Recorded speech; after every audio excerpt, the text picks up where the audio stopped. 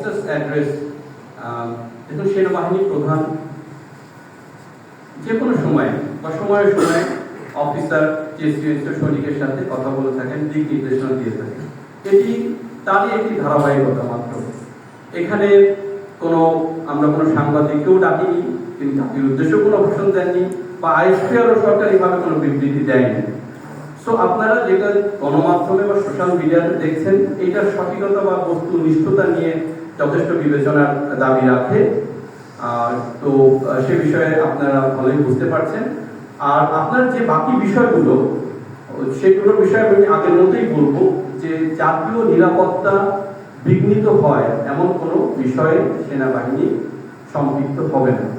আর পাহাড়ি যে একটি দলের কথা বলেছেন, এটা আপনারাই জানেন, এটি একটি আত্মস্বীকৃত টেররিস্ট দল যারা সংঘাতপূর্ণ কাজ করে থাকে। তো তাদেরকে নির্বাচনে যুক্ত করা সমীচীন নয় বলে আমরা মনে করি।